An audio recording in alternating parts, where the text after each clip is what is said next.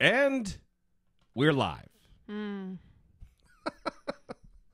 You sound Look at this. very enthusiastic. What is it? The filth? Yes. Mine gets... Oh, there's a lot of filth under here. Eek. Unbelievable. That maid is not doing their job. The maid. The maid. Yeah, we need a maid. We have a maid, Brittany. It's me. He's just real lazy. Yeah. Okay, so... Episode 373. What? Nothing. We can chat it up. What?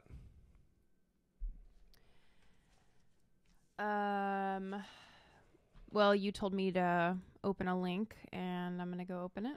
Mm-hmm. To make sure that I have it.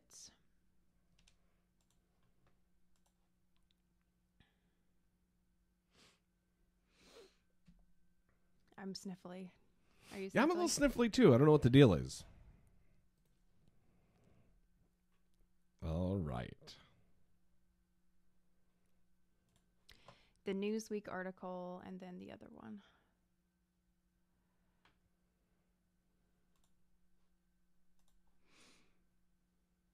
And then, did you want to read from the transcript?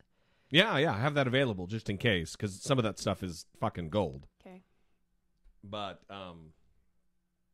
we don't get to it. I don't know how long all this shithole stuff is gonna take. So Right.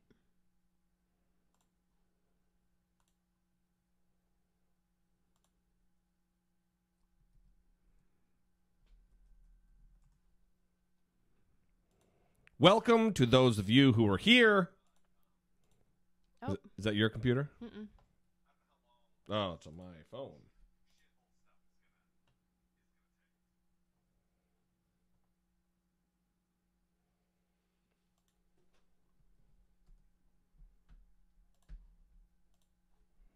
All right. Oh, quick to blame me when it's you. Like, I was looking at my computer, it's muted. I just thought it was you. It's not quick to blame. So I always feel like we have to balance like who's watching now and who might be watching later. So if someone is coming to this later, hi. Sorry we haven't started the show.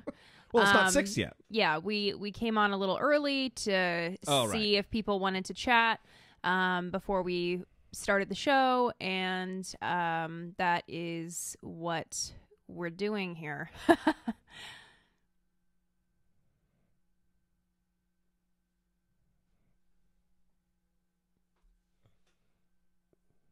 And we're close.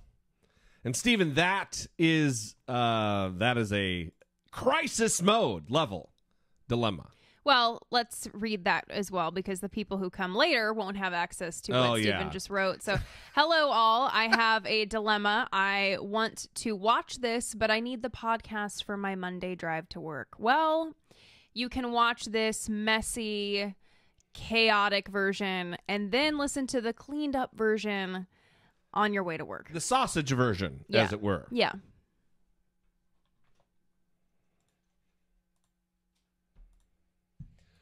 So briefly, let me go through the topics we're going to get to today before we start here in a minute or two.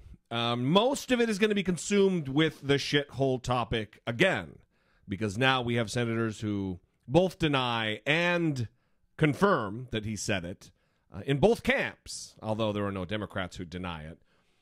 And we're going to get to Paul Ryan, Saturday Night Live talking about it. Maybe the libel laws thing that we didn't get to last time. And then kind of just generally how the media's been dealing with it.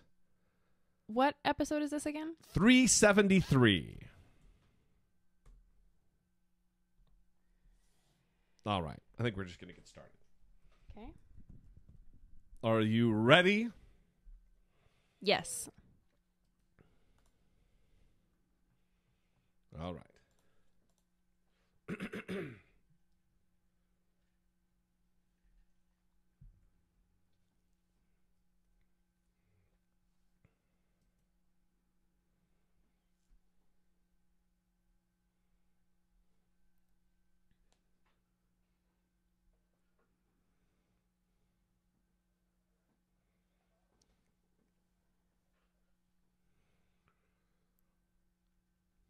All right, welcome to the show, and thank you for joining us, our loyal, lovely, wonderful audience. This is episode 373 of I Doubt It with Dollemore. I am your host, as always, Jesse Dollemore.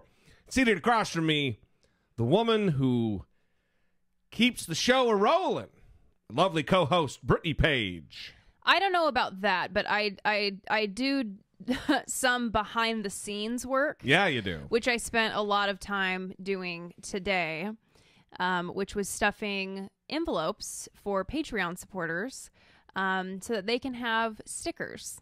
Do we have a pile of them here on the table? We don't, but it is a pile of them that are going to be going out. Yeah. And it's always fun to see all the different places that they're going to go. Yeah. And we have a map in the studio that shows... That needs to be updated, but yeah. It hasn't been updated since we first got it.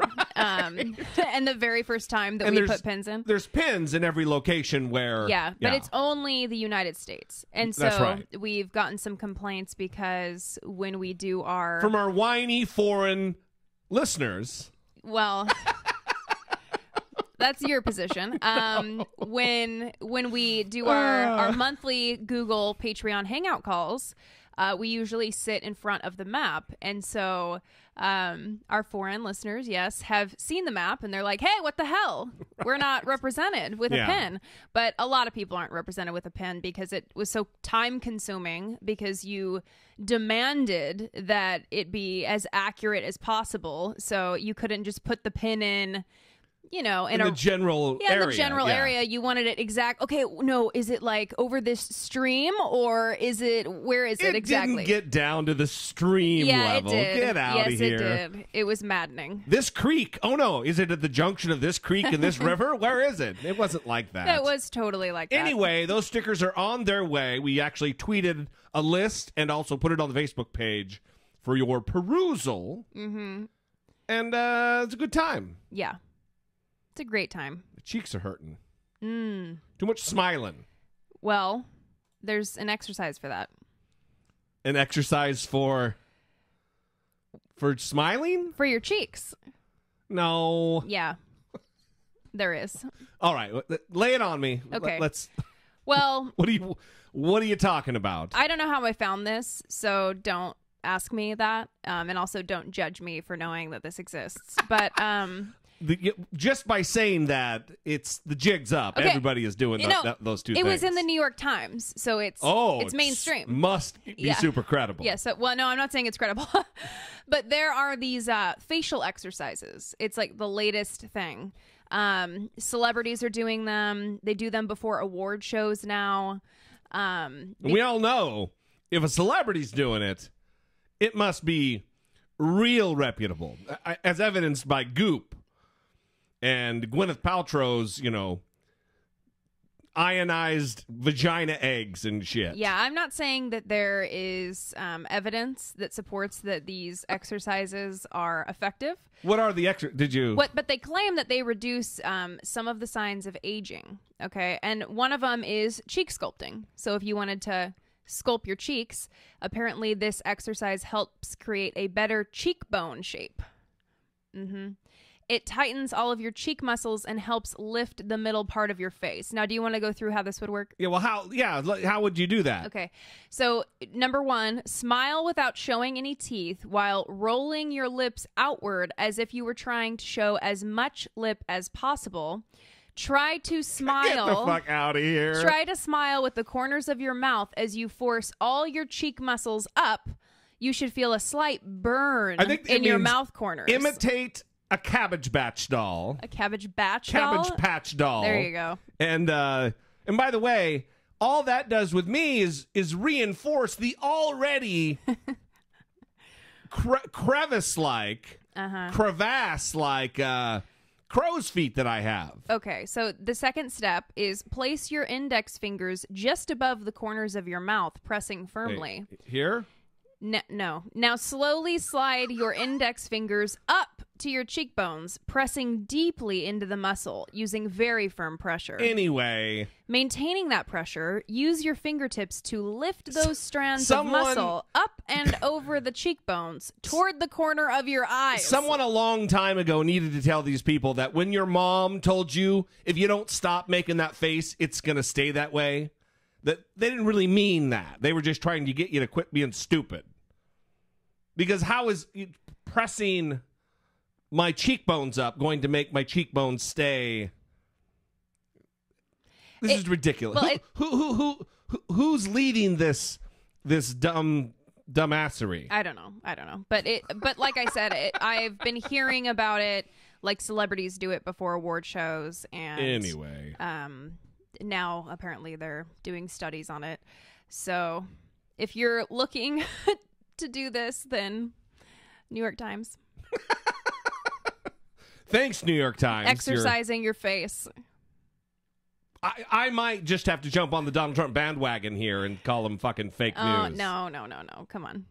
This was certainly not front page, earth-shattering science research. This is probably some hippy-dippy bullshit, right? Well, I don't know. They say it's based on one new study, but who knows what that means. I didn't even go look it up because I just don't give a shit. No, I mean, let's wait for like more studies to come out about it, and then I'll start to care, and I'll like look at them. But if it's just one, I'm not gonna go. I don't even know if I care if there's multiple studies. Look, I look like, as old as I look. Whatever. Well, I'm looking at this guy that is featured in the article, and it just looks like you're pulling on your skin, on your face, and I don't know if that's good. You know, you're just like pulling the skin up. You're just pulling your skin up. I don't know. It just seems...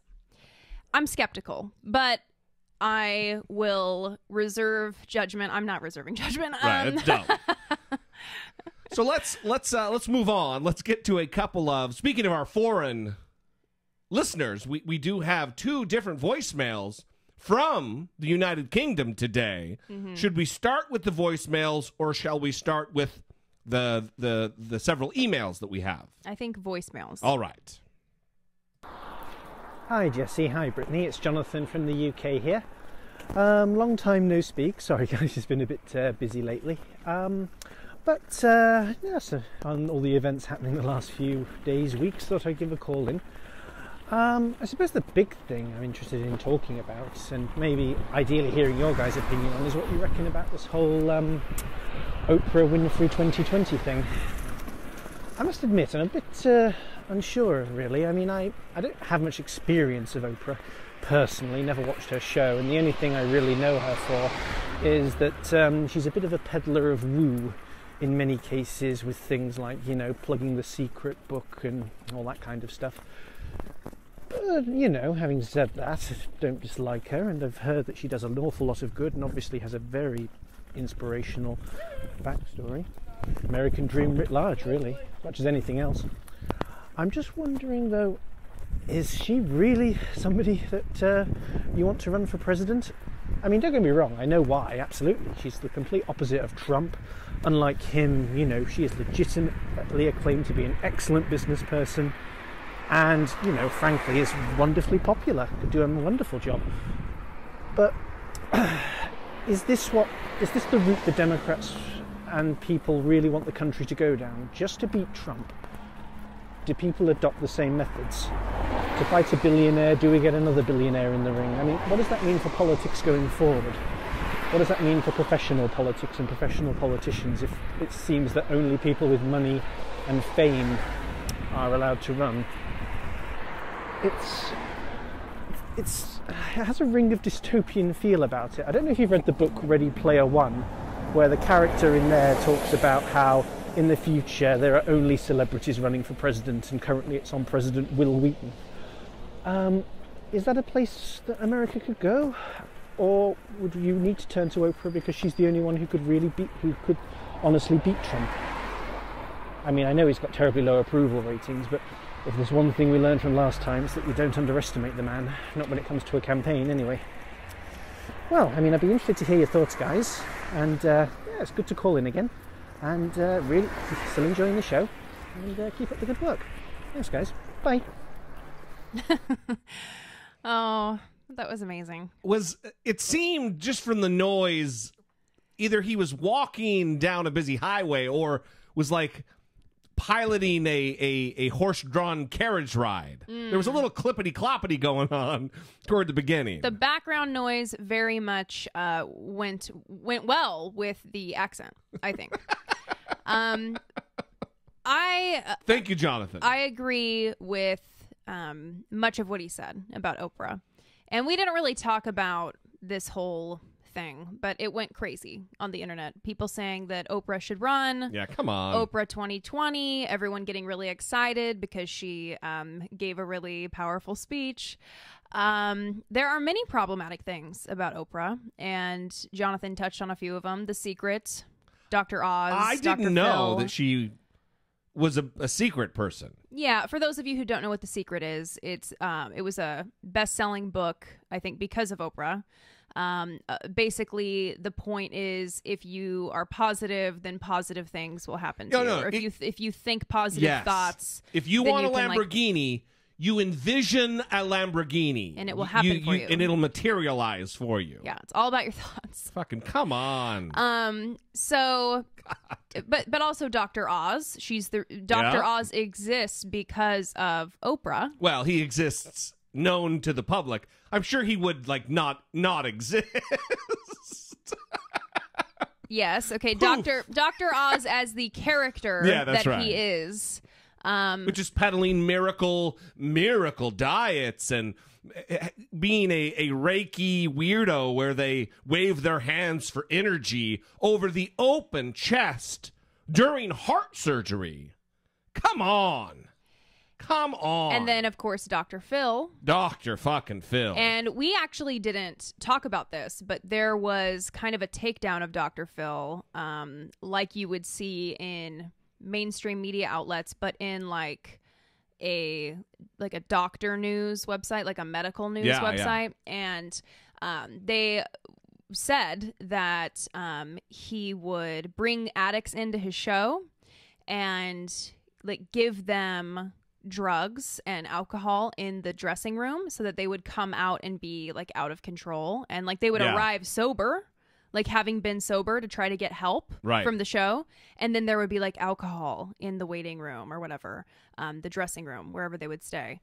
And like there were also allegations that his staff would like take heroin addicts to Skid Row to score heroin before the show. Yeah. Anyway, so that's Dr. Phil. Well, listen, it's only because the news cycle is like it is related to Donald Trump and the craziness internationally that's going on with politics right now that kind of a thing didn't get more traction.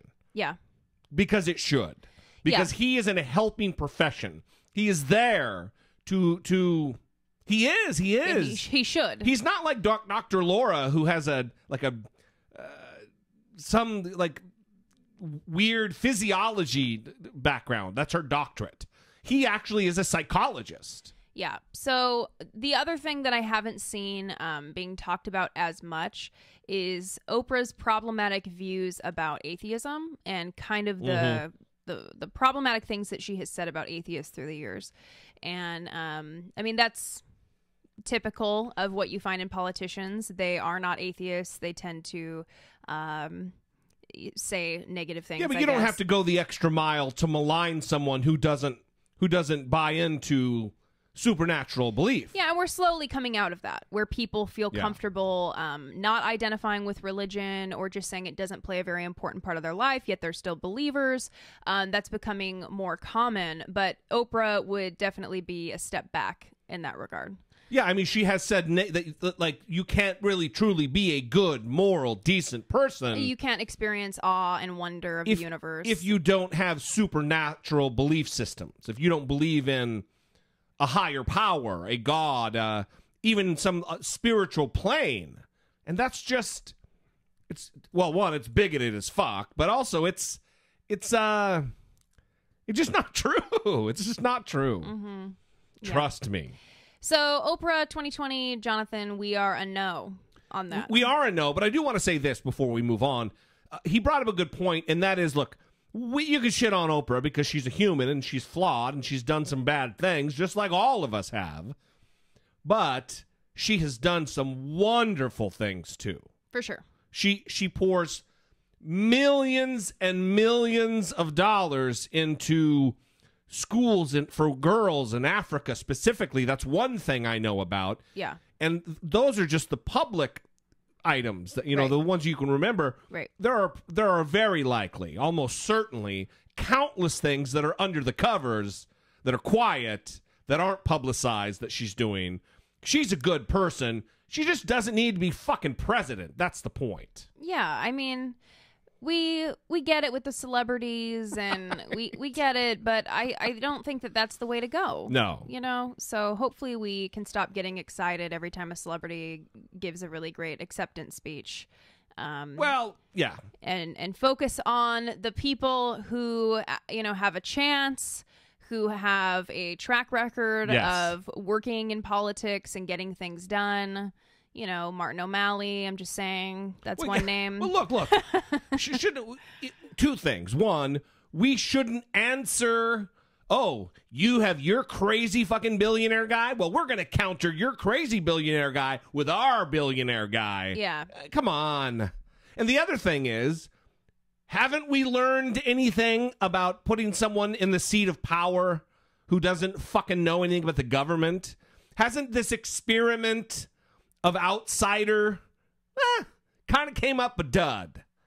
We need somebody who knows the ins and outs of working relationships in Congress, understands the cloture rule in the Senate, understands the benefit of the filibuster, understands and respects the traditions in the legislative branch. Yeah, and that's what I meant when I brought up like Dr. Phil and Dr. Oz, because Donald Trump has put people in positions that they shouldn't be in, given their lack of experience. Yeah. Jared Kushner handling the opioid crisis, peace in the Middle East. I think he's handling everything. Streamlining the federal government, making it more efficient, I think, is one of his tasks. Yeah, and also, thinking about that, like Ben Carson, all of these people, who would Oprah put in those positions? And I'm concerned about her judgment in promoting people like Dr. Oz, and would she put him in a position of power? Things like that to consider, I think, too, is important. Yeah, for sure. All right. Well, Jonathan, thank you for the call. We appreciate it very much. Let's move on to our next United Kingdom submitter. Is that right? Submitter? I guess. Submission from he. He, is that right? Let's just do it. Hello, Brittany. Hello, Jesse. It's Wayne from the UK here. And I just want to talk to you about your fearless leader. President Donald J. Cunt. Now, he's been making the headlines over here and showing how much of the ultimate snowflake that he is. Because when he was first elected, we've got Brexit going on over here, and we've got a pretty wank Prime Minister. Now, she's trying to make trade deals with anyone she can, and she's looking at America as the biggest trading bloc that we can get with outside of the EU. So, Donald J. Trump gets elected. Sorry, Donald J. Cunt gets elected. Wow. She extends an invitation for a full state visit. Now, full state visit means that you go to Buckhouse, have dinner with the Queen, all that caper, all of the ceremonial stuff. But that's normally only given to a second-term president. So for her to do this was a bit of a blatant move. Now, after lots of public pushback, it was downgraded to what's known as a working visit, which is just basically you come here, do the diplomatic thing, and then you do one. And in the meantime, President has been having a war of words with our Muslim Mayor of London, Sadiq Khan.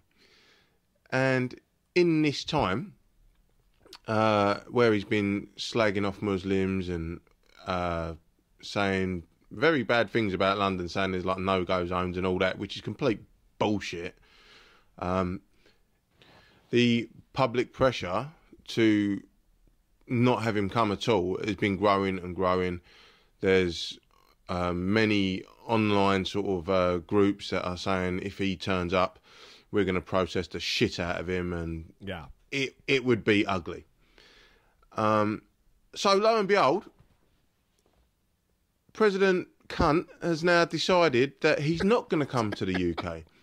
And he's blaming the fact that Obama got a rubbish deal on the new American embassy, which is total bullshit, because that deal was signed under Bush. That's right. Because the thing has only just finished being built. So it seems that no matter what goes on, President Snowflake keeps going blah, blah, blah, blah, blah, because Obama. It makes absolutely no sense. The geezer is a complete prune. So, well done on electing the ultimate King Snowflake, America. It's amazing to us over here and the rest of Europe that this geezer is still in charge of the biggest nuclear arsenal. This geezer is still in charge of the wealthiest economy in the world. It makes no sense to us until you read Plato's allegory of the cave, and it explains it there. So if anyone wants to know what that is, just go on YouTube and type that in. And the mindset of a Trump supporter is explained very eloquently in Plato's writings from 2,500 years ago. Anyway, I just thought I'd get that off my chest. I love the show. Controversially, Drew is the best part. Love you guys. Bye. Well, first of all, let me set the record straight here. I don't know if this is one of those things where, like, I can make fun of my brother all day long, but if somebody starts teasing him, I'm going to come to his defense. But you can calm it down a little bit there, Wayne, about, oh, we're over here with our noses up in the air, just so snobby about how you guys have fucked it all up. One, Brexit happened, guy, and also Theresa May. Now she's no Donald Trump, but come on, man. You guys have you have your string of missteps recently yourself. So anyway, and the other thing is, Wayne's right.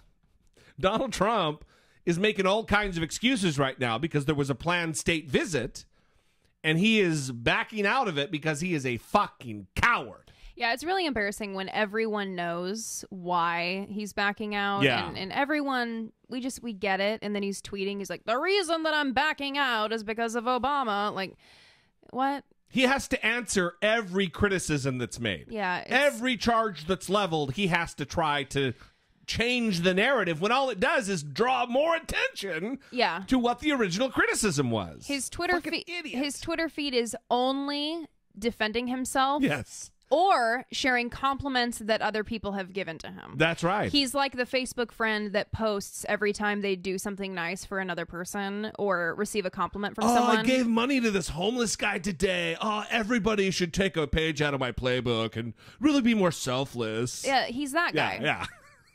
You know? He's that guy. Anyway. Except for he's not doing that. But he's, you know, that's right. Yeah, you get what I'm saying. Yeah. Mm-hmm. He's, even today, he's having dinner with Kevin McCarthy, the majority leader in the House of Representatives, at Mar-a-Lago, of course, or wherever they are, one of his properties. Yeah. And he makes a point to say, I'm not a racist. I can tell you that. Believe you me. No, I'm the least racist. I am the least racist. I'm probably the least racist person on earth. Something that, you know, people who aren't racist don't normally have to announce to the world. Right. Is how fucking not racist they are. Yeah. I mean, he should really stop and go, a lot of people are saying I'm racist. I wonder why they're saying that. And just take a second to evaluate why people are saying that. Self-reflection, not a strong point. Yeah, I wish it was. Donald Trump. Yeah. All right. Well, gentlemen from the UK, thank you very much for your phone calls. If you, too, would like to sound off, leave a voicemail or send us a voice memo, 657-464-7609. Of course, you can always email a voice memo from your smartphone to idoubt.it@dollemore.com. This message is from April from Cleveland. April. I'm listening to podcast number 372. I think the narrative we hear on Fox News that, quote, this is how guys talk in bars about these immigrants is specifically designed tactic by the Fox propaganda machine to reassure its viewers who do talk like this in bars that they are right to feel the way they do. It's like Fox saying, you regular Joe who laments about the shitty black people coming into your country, you don't have to let those libtards make you feel you are doing anything wrong. You are just pointing out the truth that we all know it is. Stroke the ego of your uneducated supporters to garner more support from them. Gross. She's got the language down.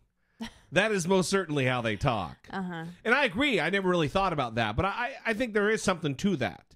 That Fox News is really... It's not just trying to make excuses for the president.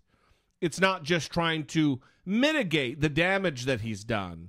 It's also to ease the minds, to normalize this kind of behavior within their unwashed, uneducated, low information audience. Well, I always wonder, you know, what happens when Shepard Smith is at work and he happens to be in the elevator with Jesse Waters.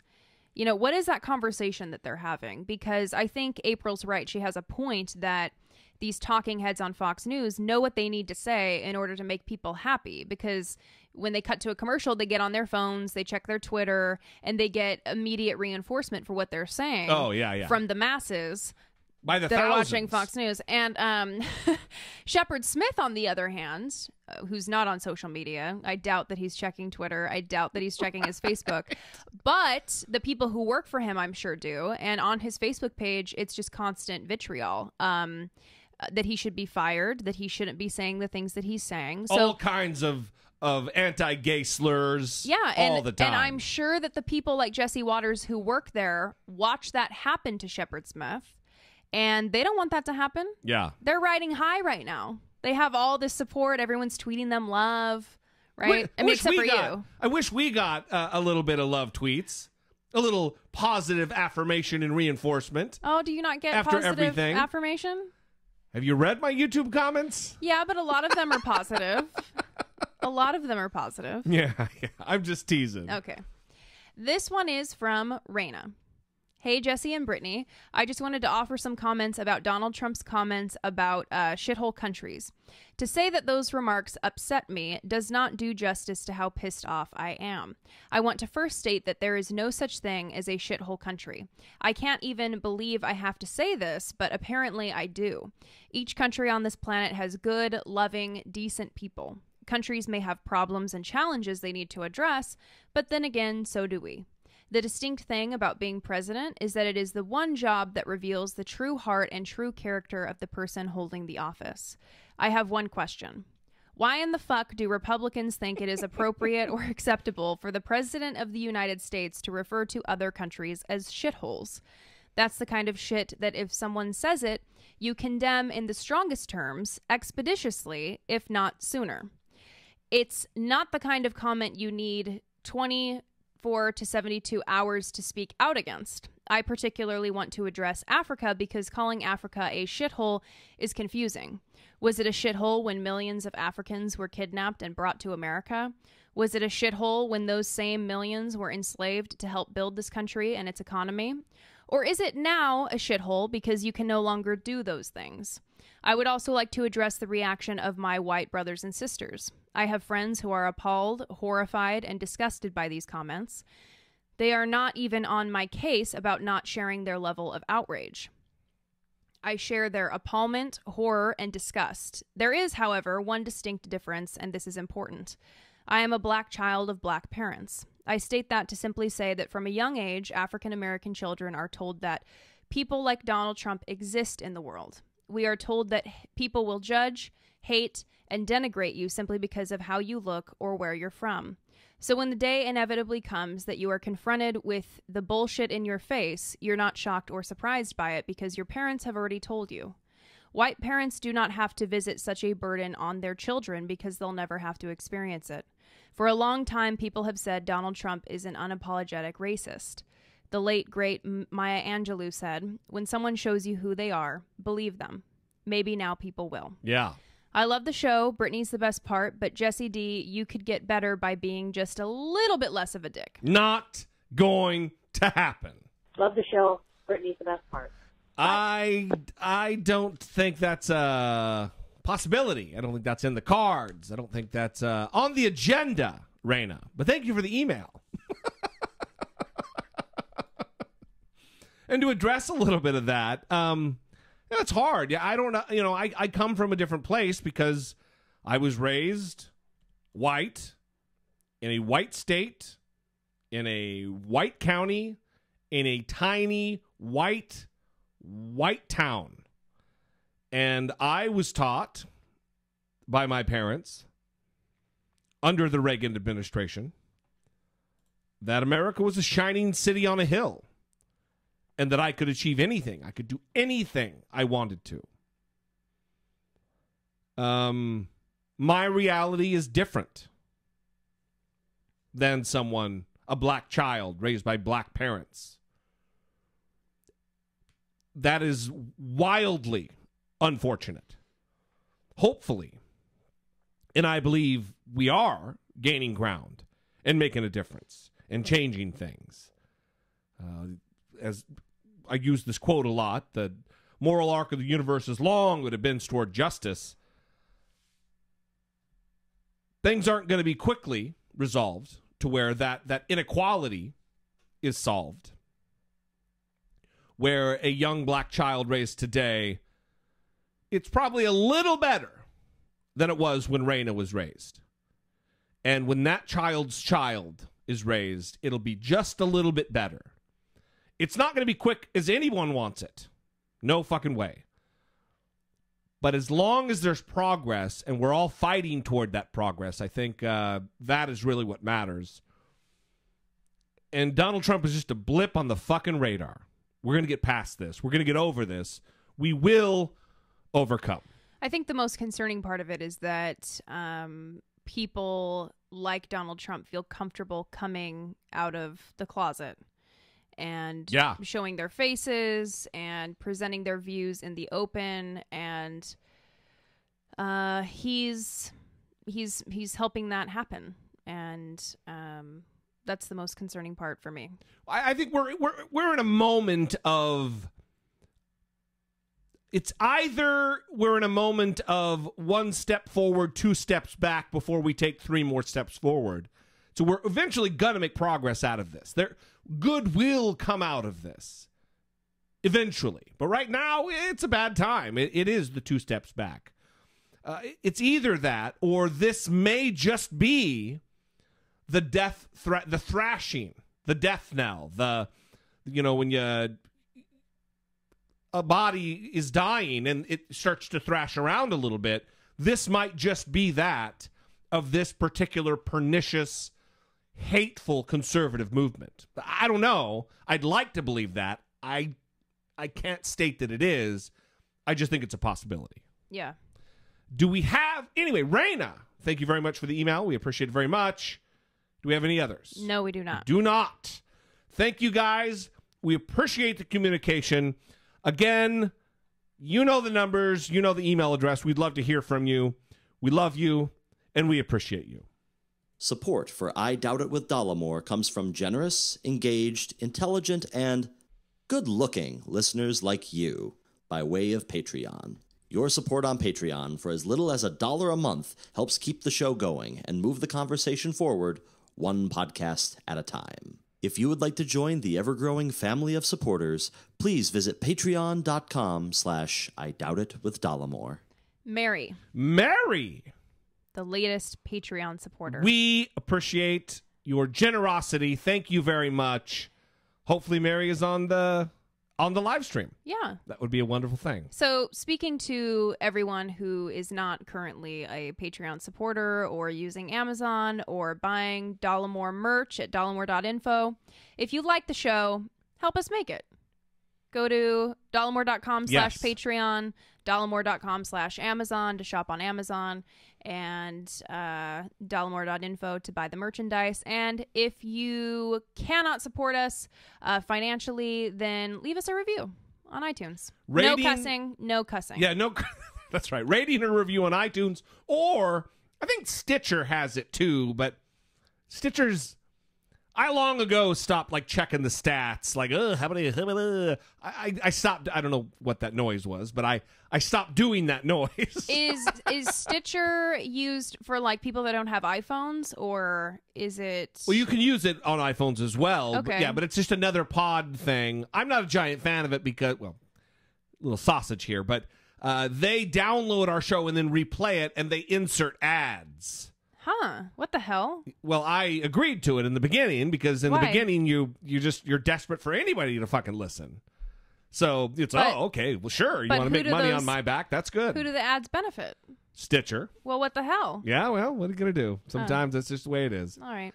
Listen, our Stitcher listeners, I love them and I appreciate them, and Brittany might hate you guys, but I really love you. That's not what I said. I was trying to get more information to learn more about them. That's how much I care. Yeah. Anyway, I think you can review there. Please do so. Even if you go download Stitcher just to review, that would be a nice little treat. Yep. That's dedication, though. Yes. That's loyalty. Yes. I don't know.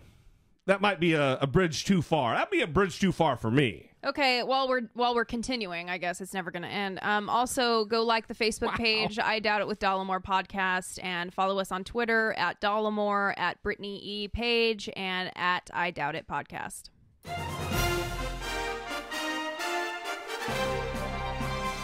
Dollemocracy, facing down pessimistic politics with realistic optimism.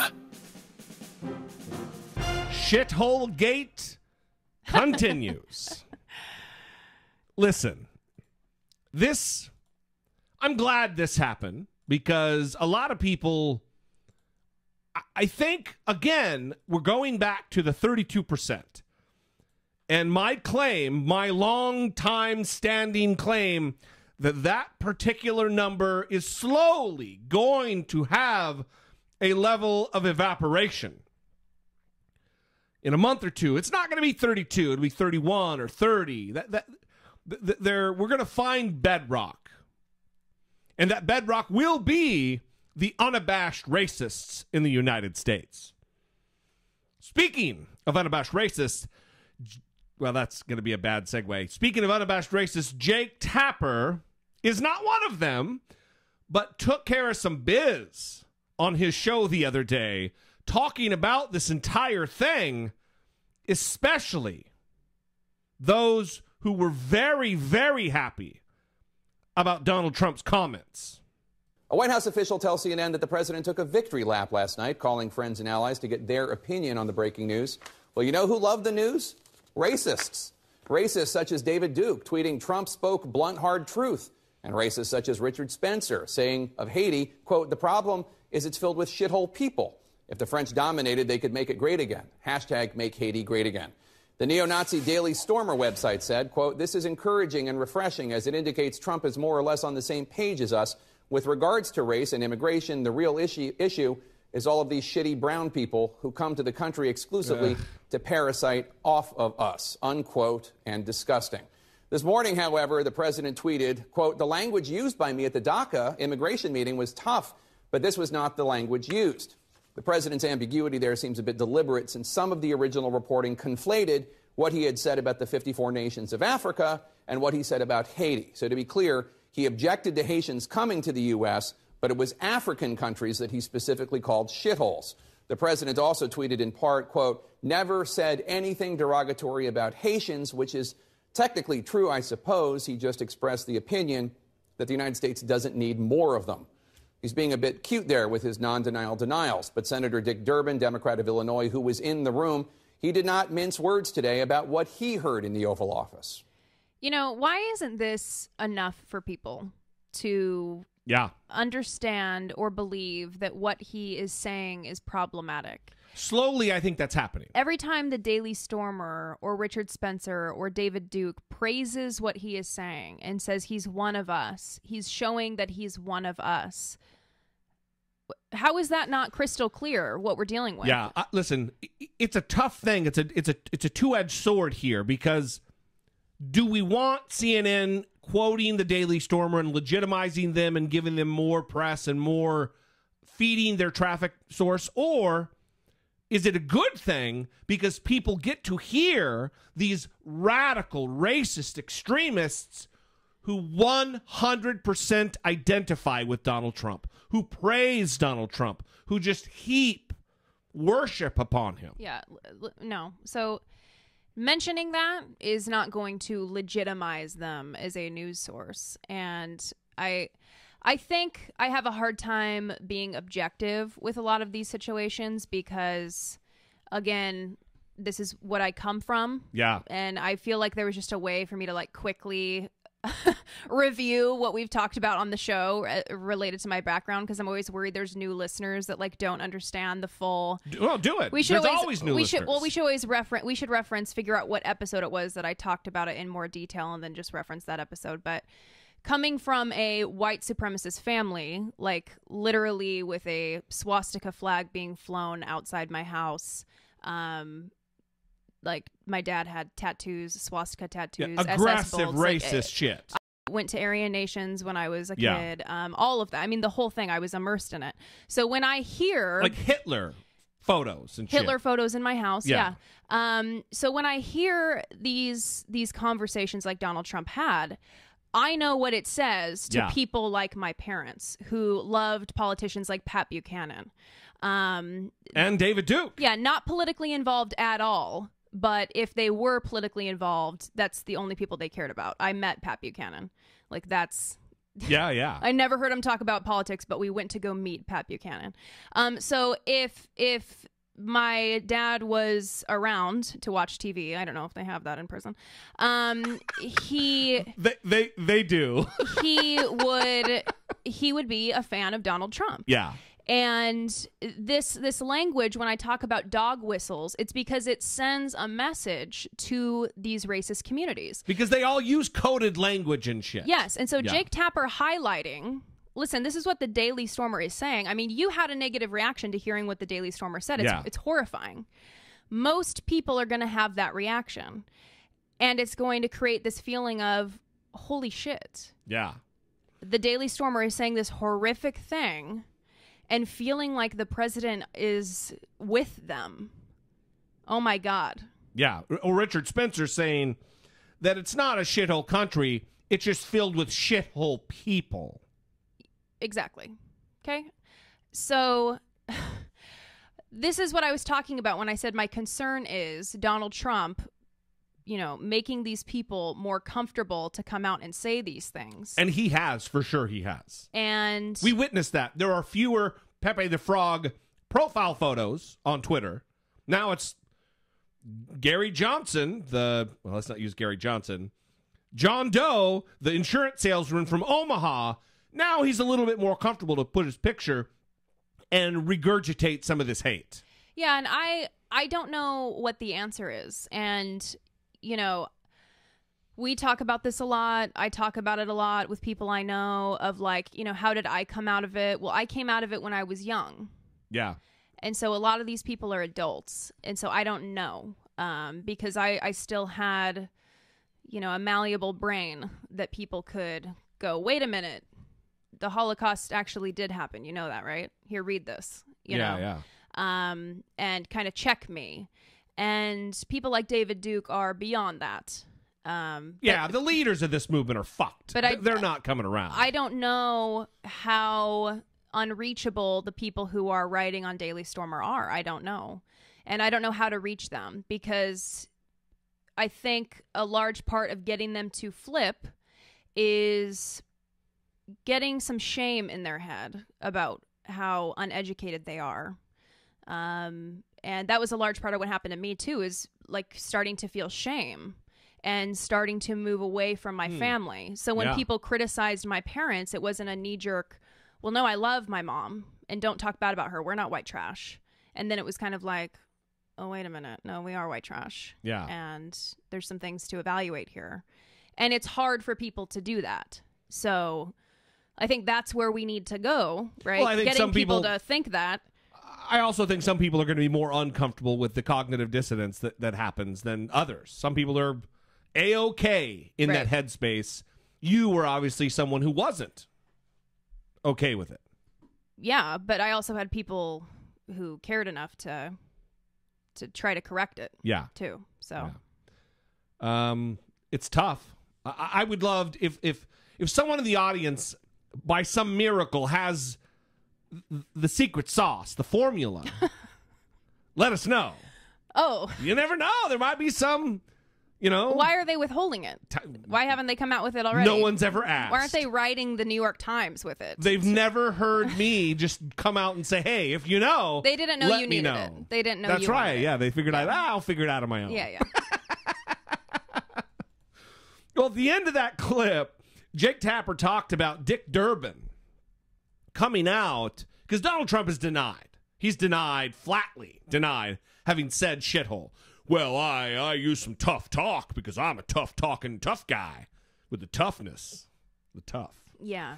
And he's real tough. Dick Durbin disputes it, but Dick Durbin's a Democrat. I want you to listen to Tom Cotton from Arkansas. Fucking Tom Cotton from Arkansas.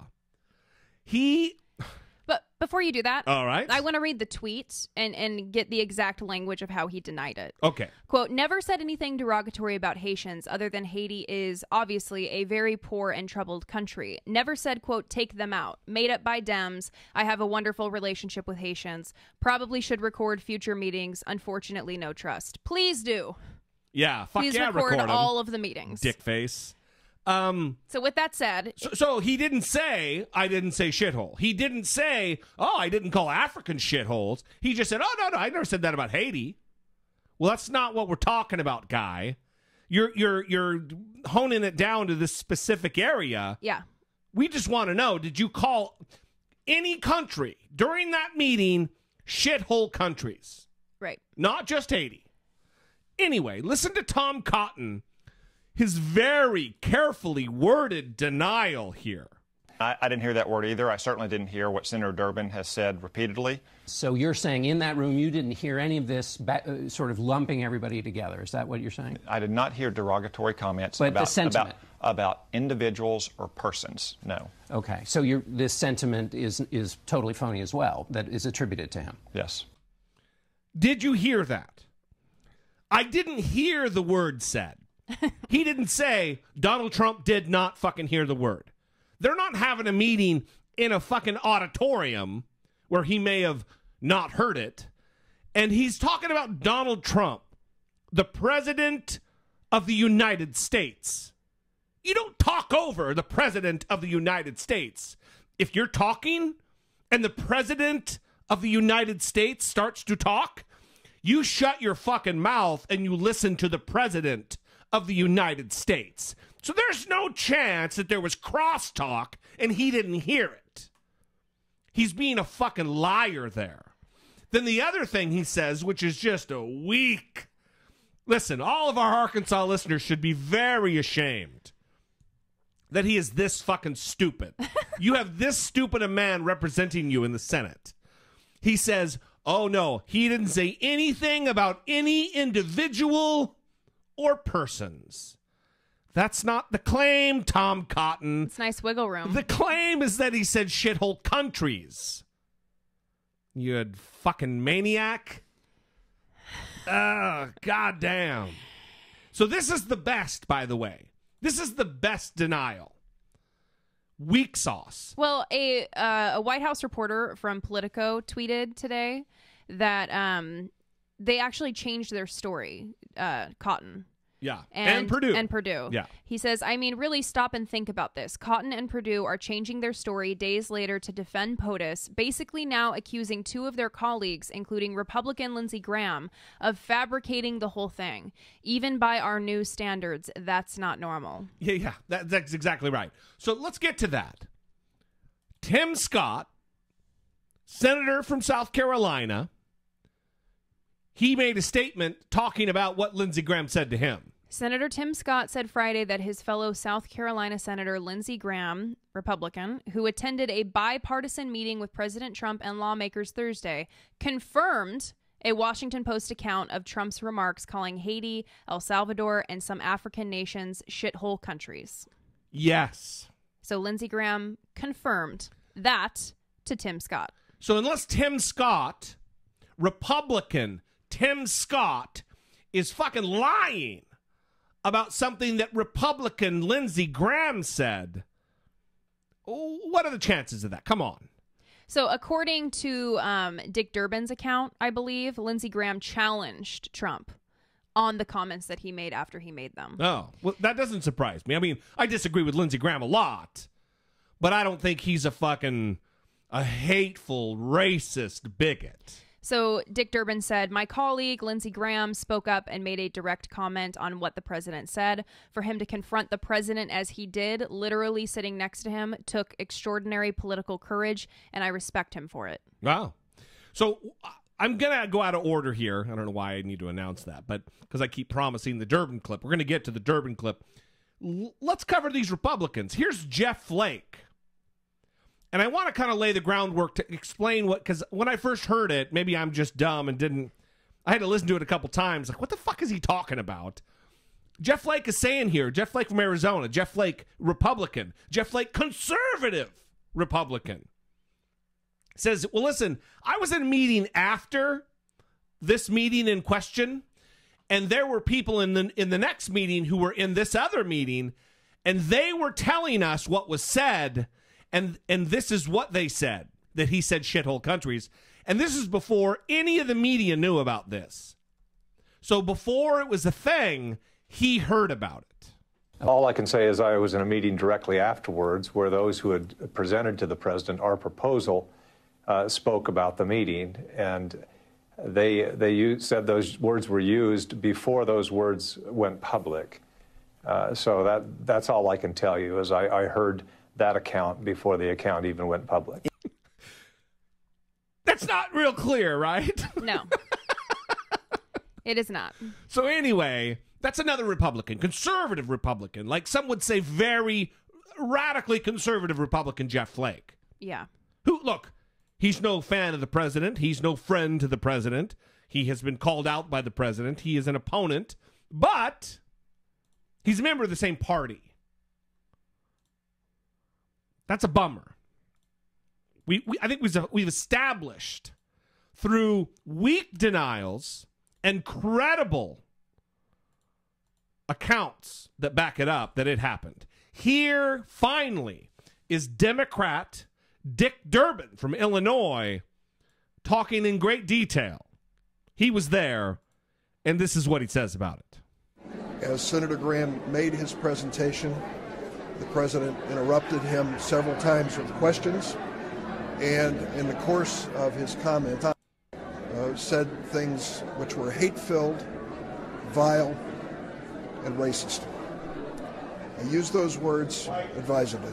I understand how powerful they are, but I cannot believe that in the history of the White House, in that Oval Office, any president has ever spoken the words that I personally heard our president speak yesterday.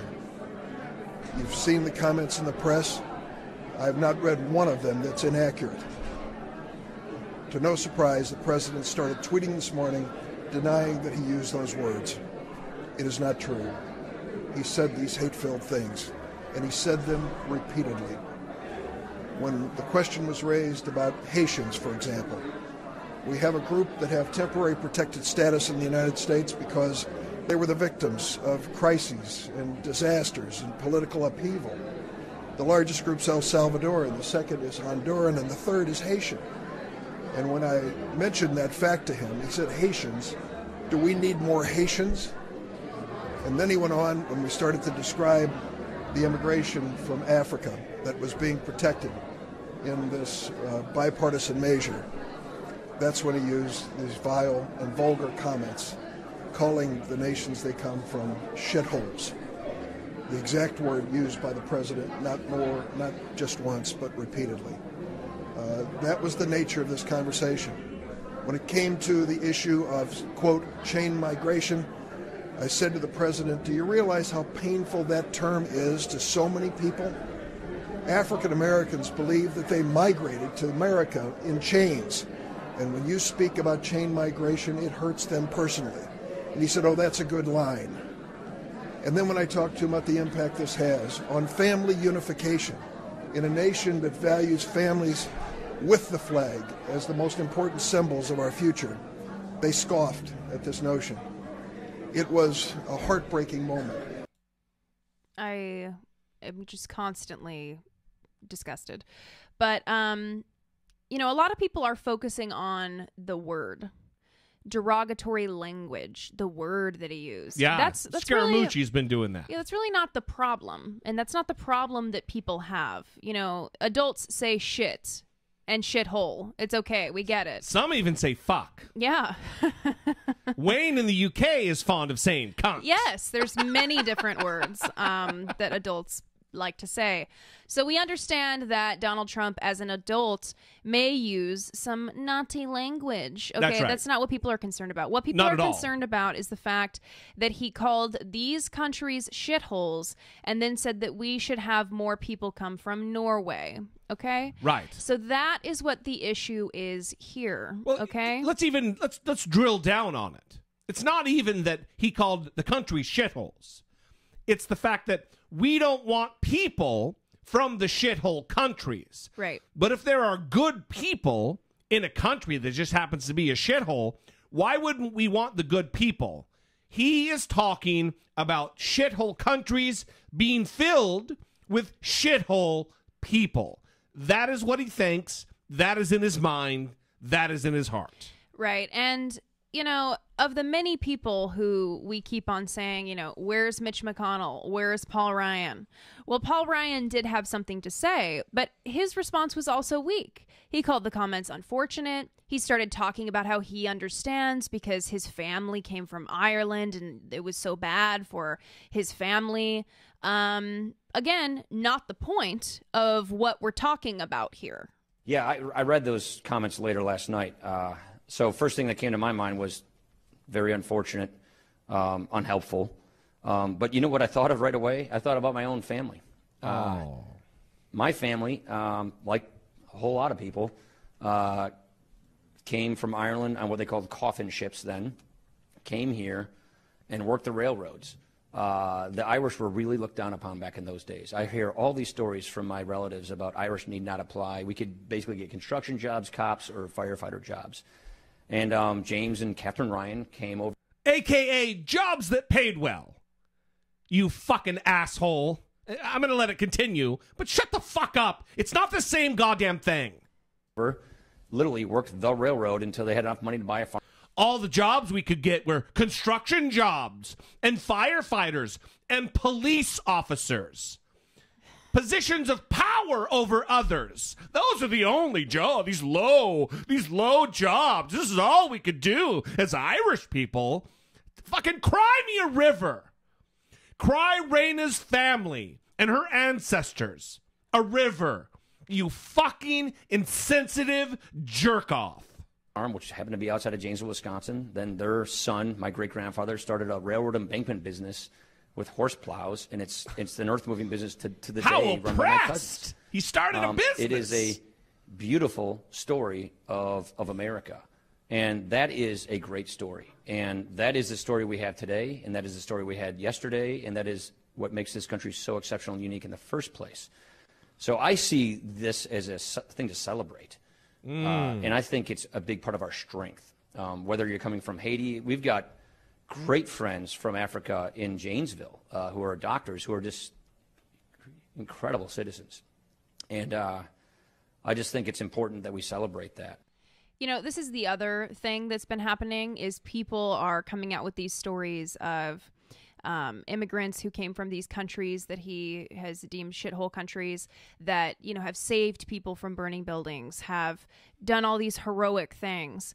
And while that's great, and it's great to highlight those stories, it's not just people who save babies from burning buildings that deserve respect. Yeah. All these people deserve respect. And so for him to go, you know, we know a couple immigrants that come from Haiti and they're doctors. What? Yeah. I don't care what they do. They deserve respect. Cab driver, janitor, whatever. Fuck you and your sad sap Irish story of white people who started a business that lasted generations and led you to where you are as Speaker of the House of Representatives of the United States of America, you fucking idiot who doesn't think past his own goddamn nose. You know what that sounds to me like is someone who has inherited money through generations, which is how people escape poverty. And you know who doesn't have that luxury? People who were brought to this country and owned by people and not allowed to get education, not allowed to own property. Yes. Not allowed to own businesses. Okay? Not allowed social mobility relative to income to allow themselves to fucking have what happened to your family happen to them. It just seems like a very weird pivot to make. You know, oh, well, I understand this, and here's, stop. Well, it's also, look, this isn't even what we were going to talk about. We're going to. The response from leadership in the Congress. I freaked out when I actually listened to that a little harder. Sorry, guys. But it's that rather than the Speaker of the House saying, I condemn in no uncertain terms the words of the president because of my background, he says this. Very unfortunate. Unhelpful. Oh, it's unfortunate that our president is a fucking virile racist. It's not unfortunate or unhelpful. Very unfortunate. Unhelpful. It's disqualifying. It's unacceptable. You know, he once said of President Obama's State of the Union in 2016 that it, quote, degrades the presidency. Oh, a State of the Union from President Obama who was respectful and articulate and fucking genius and loving and compassionate and empathy. He's everything that we could hope for in a leader of this great nation. And what he said, what? Degrades the office? Degrades the presidency. But Donald Trump says ridiculous, and this racist shit. Very unfortunate. Unhelpful. This is what, sorry, I got excited because I found it in the article. What he was actually talking about. This is what he said degrades the presidency. Oh, okay. Let's hear it. Okay. Because during the... Oh, is this the Citizens United? No, during the State of the Union, President Obama talked about take your time.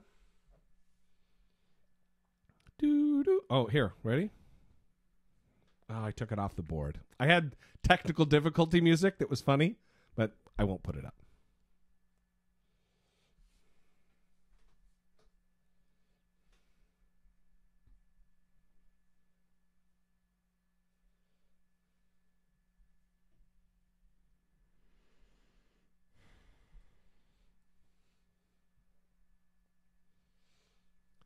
This is what happens when you do a show on the fly, everybody. It's an ever-evolving conversation at all times. We don't have a plan. Well, I just found it, and then I'm sorry. It wasn't what I found, sorry. and then okay. So in this State of the Union, President Obama was talking about things that Donald Trump had said, because this was his final State of the Union. That's exactly right. And he said, quote, promising to restore past glory if we just got some group or idea that was threatening America under control. And he blasted that idea as wrong-headed. And this is referring to the Muslim ban. Sure. And Paul Ryan said, quote, but I think it sort of degrades the presidency to then talk about primary politics and the other party during primaries. That's not what presidents ought to be talking about in the State of the Union addresses.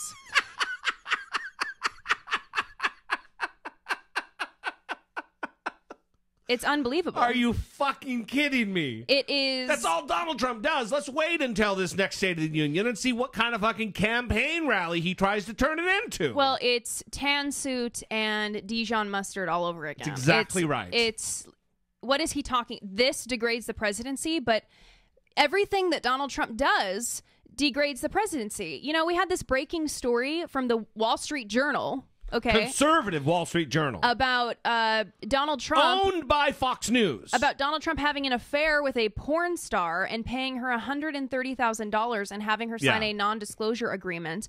And not on the news. Yeah, we're not even going to talk. That's the only mention of it on this show because other shit is going on that's more important than him paying hush money to a porn star who he fucked. While he was married to Melania. While married to Melania. Allegedly. That's one of many submissions. Yes. One of many submissions. So, Donald Trump fucking a porn star. Allegedly. And what does that do to the presidency? Oh, it doesn't degrade it. It bolsters. Yeah. It adds to the glory of the presidency. I'm sure it's unhelpful. Super unhelpful. So Donald Trump also said problematic things. This No. Very unfortunate, unhelpful. They were unfortunate and unhelpful. He said unhelpful things. I think this one happened in the spring of 2017. Okay, so are we ready to talk about this? Yes, we'll talk about that, and then let's move on to Michael Shea. Okay. So in the spring of 2017, Donald Trump met with members of the Congressional Black Caucus.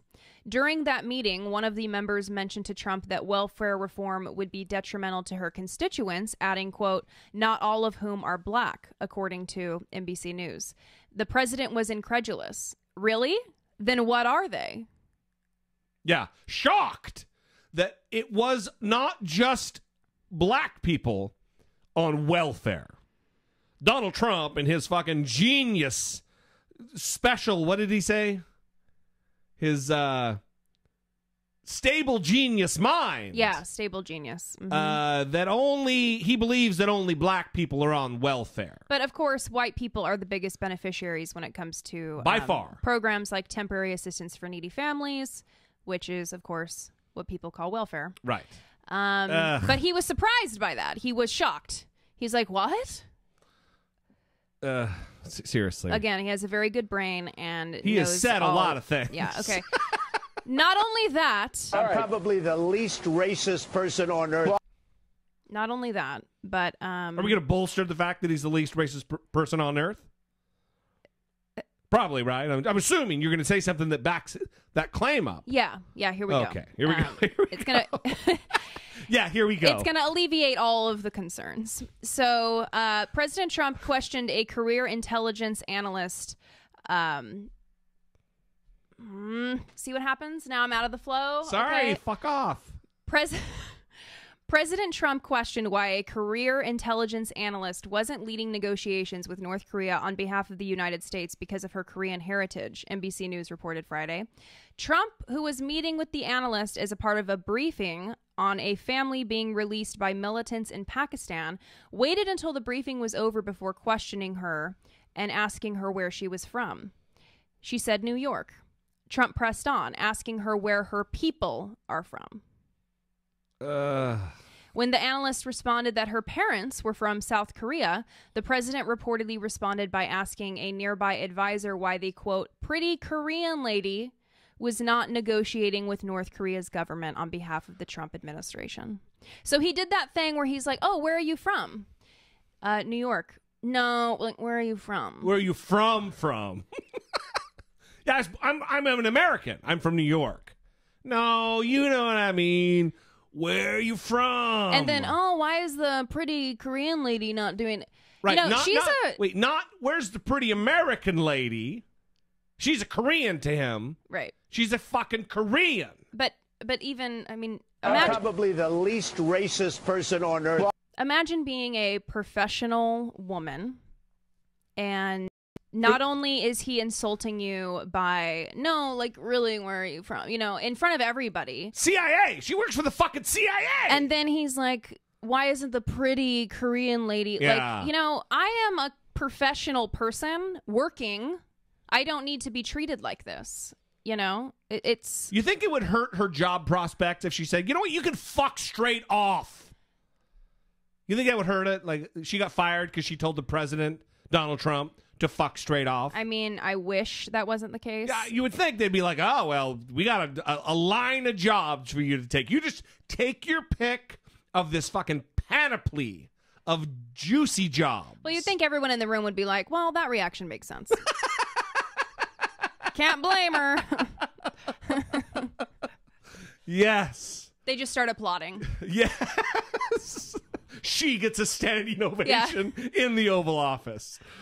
So, speaking of laughter and hilarity, Michael Shea, related to this shithole weekend, on Weekend Update, he made an awesome, unbelievable point, and I almost played this clip directly after Raina's email because she tapped into this so eloquently.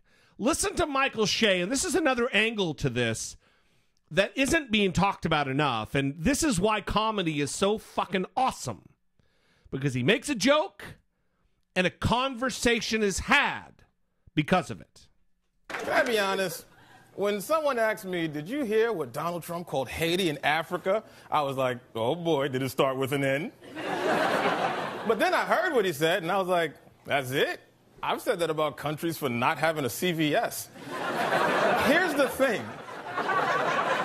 My job is to make jokes about the news, but Trump saying something racist isn't exactly news anymore. It'd be news if Trump said, you know what we need more in this country? Haitians. And by the way, he's not the only one here that thinks like that. I've lived in this country my entire life, and I've been asked to go back to Africa several times, and it's never been because they thought I'd enjoy it there. But Donald, you do realize how rich these places are in resources, right? I mean, they're in bad shape because they've been robbed and exploited for centuries by Western powers. So the president of the United States calling Africa a shithole is like telling a kid you molested, boy, did you grow up to be weird. That is awesome. And this is why comedy is powerful. I mean, I want to go on a jag about comedy, but some would say, oh, you're belittling molesting children, and he's not. He's using that as a device to get people, as an analogy, to think about how Africa has been fucked for centuries by white people, by colonialism, by the Dutch, by the British, by the French, by America, by the Spanish. It's a big deal. And that is awesome. And it aligns, you know, Rain is not just, she's just not quite as funny as Michael Shea from Saturday Night Live. How dare you? I think I can fairly say that. How dare you, sir? Look, I'm hilarious, and I'm not as funny as that guy. I am not hilarious. Anyway, I thought that was a beautiful moment. It really encapsulates, one, the thing about comedy and why a little bit of offensive material really sparks thought in people and conversation in people, but also just generally what he's saying is fucking poignant. And it really just makes Donald Trump's cuntiness even more amplified. You're welcome, Wayne. You're welcome. So, the other thing we're going to talk about, and then we're going to get to taking care of biz, very quickly, it's on this too, it's how the news has been reacting to this, how the news has been talking about shithole gate. I believe that the word shithole, I did a video this week about this, and there was internal debate, both for the YouTube channel and also for Occupy Democrats, about should I say shithole? And I very quickly, it was, you know, the debate didn't take very long. I absolutely should say shithole because it's important to explain to the audience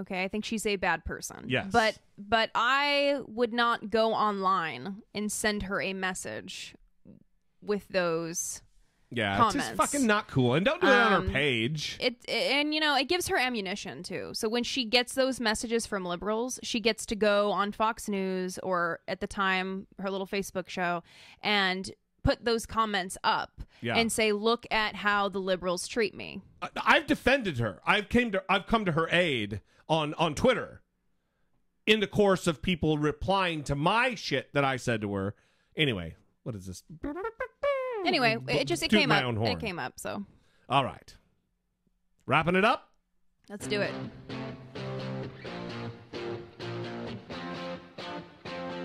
Taking care of biz. Imamu Baraka. Wow. Imamu Baraka. Yeah. Very nice. I hope I said it. Nicely done, Brittany Page. I hope I said it correctly. This man recorded a video. This is a hero. And he put it on Facebook. And he was outside the University of Maryland Medical Center, Midtown, and he witnessed patient dumping. Now, I've heard about patient dumping for a really long time. It's where hospitals take someone who is poor or mentally ill, and they literally dump them on the street, or they buy them a one-way bus ticket out of the city. Right. I think Las Vegas got busted for doing that. But I have never actually seen it happen. Again, I just hear about it. I've heard of these cases. And also, they were lazy as fuck in this case because they dropped her off like on the sidewalk outside the hospital. At a bus stop right in front of the hospital. Right. And so this man saw it happen, and he takes out his phone and he starts recording. And he happened to be a therapist, which is unfortunate for the hospital. Yeah, I mean, I don't know. I'm lucky because he had the disposition to really deal with it and, go up to the woman, and she was clearly not in a good place. She didn't look like she was in touch with reality, and she couldn't really speak, or she was choosing not to speak. And she was in a nightgown and socks. Yeah. And they put her on the bus stop with her bags, her belongings.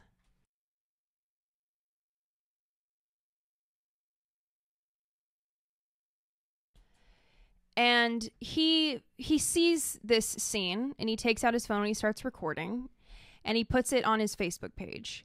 And when I first watched the video, I felt kind of conflicted. I thought, oh, I don't know about this. It kind of, is exploiting this person. I felt initially. Yeah. And then you're working through it and you first watch something. Yeah, and then I started to think that the video is so important because it's 6 minutes long, and you see this woman who's barely clothed. She could be raped. She could be assaulted. Also, it's the goddamn wintertime in Baltimore. It's fucking cold, and she really is in the assless hospital gown. She could be robbed. She could be killed. Terrible things could have happened to her if this man had not been walking by and decided to intervene. Or had he been someone else? Yes. So he decides to stay with her and helps her. And we're going to play a little package here. And it's kind of a blend of the video footage that he took. So you'll hear her in the background moaning. That would be the woman. And you'll hear him talking to her. And there will be some information that they give over the video. So we can play that package. Are you okay? Are you unable to speak?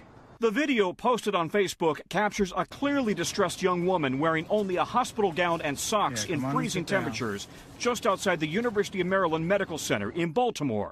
Wait, so y'all just gonna leave this lady out here with no clothes on? Psychotherapist Imamu Baraka began recording when he saw hospital workers dump the patient and leave. Individuals have left a patient half naked on the city streets, and it's about 30 degrees out here right now.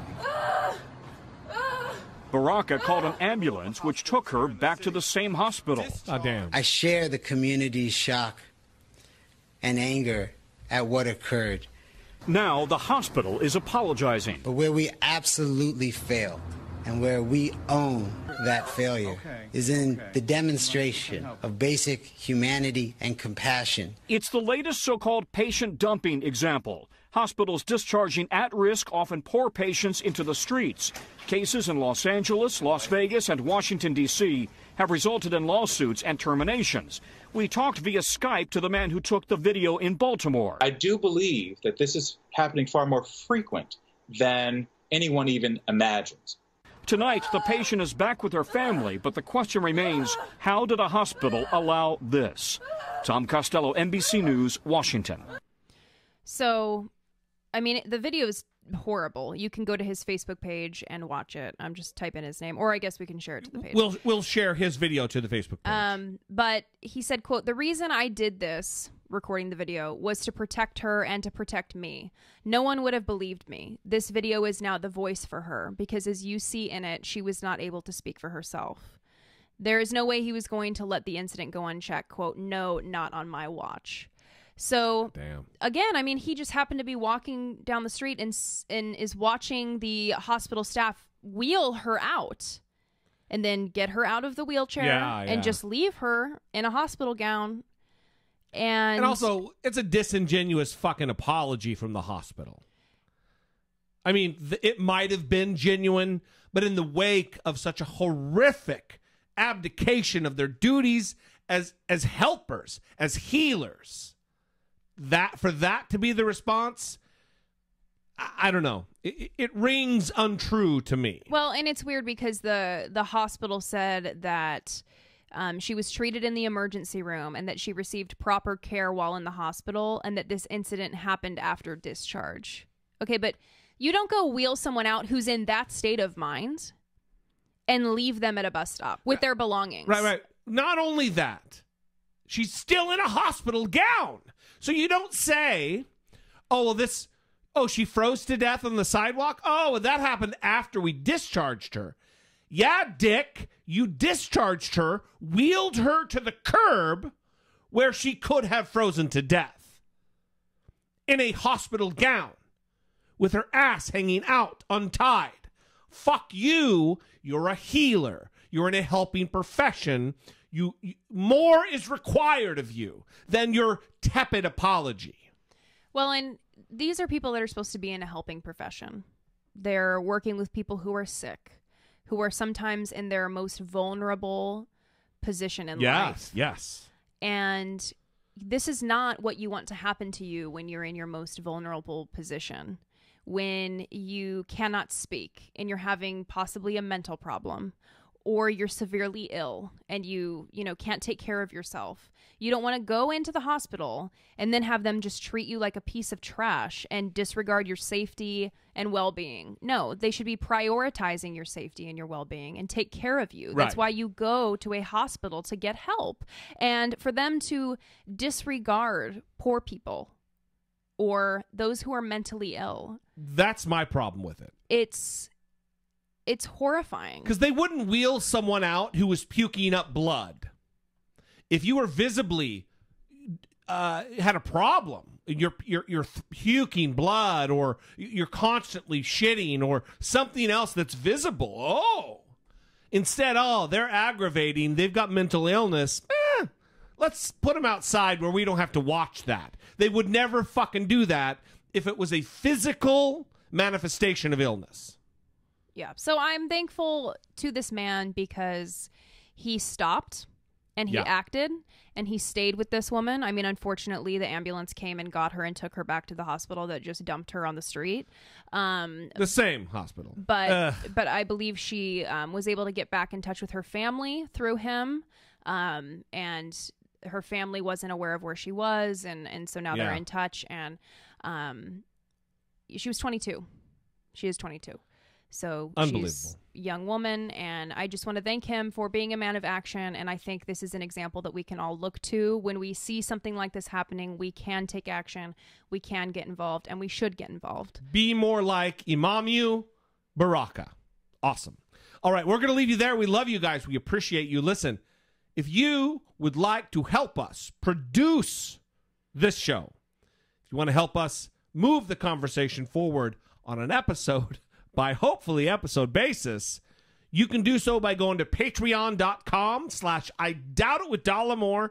And if that's too much, you can go to Dollemore.com/Patreon. That's probably just really convoluting the whole issue, huh? You do what you can. I do what I can. You know what I mean? We love you guys. We love your support. We love the relationship that we have with our audience.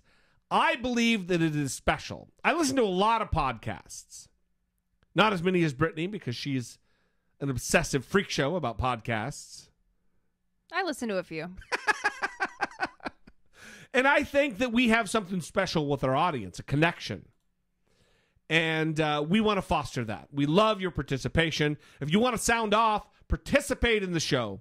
657-464-7609. Of course, you can always email a voice memo from your smartphone to IDoubtIt@Dollemore.com. We will see you next time. Episode 374 of I Doubt It. Until then, for Brittany Page, I am Jesse Dollemore, and this has been I Doubt It. All right. We are clear. Let's go to the YouTubes. Wayne's always complaining about how early it is there. And, it's so early. We're not going to do the show on England time. No, we're not. It's just not going to happen. Never. Never going to happen. So, does anybody have questions or comments or a blah, blah, blah before we cut out of here so I can quickly edit this and post this to the internets?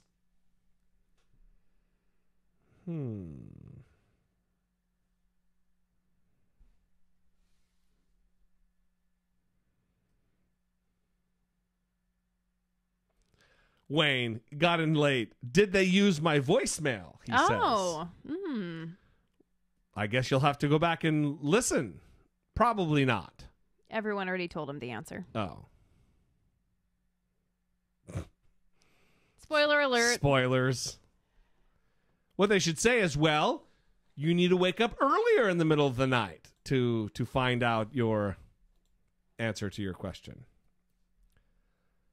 Anyway.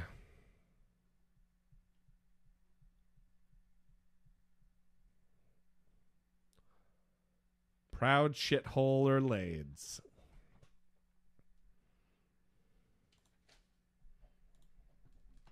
Proud.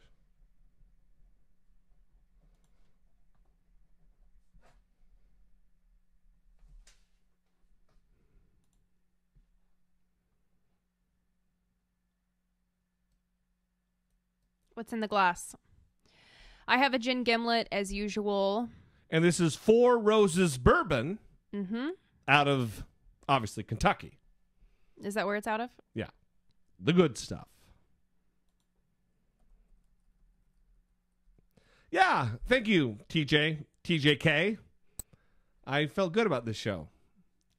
A little bit more loosey-goosey than normal, I thought, because we kind of ran over all over the place. Didn't really follow the schematic that we usually do. I don't think that's true. Well, no, usually we, like, going off about the Irish thing. We had no plan of doing that. We wanted to talk about. Well, we don't plan what we're going to talk about.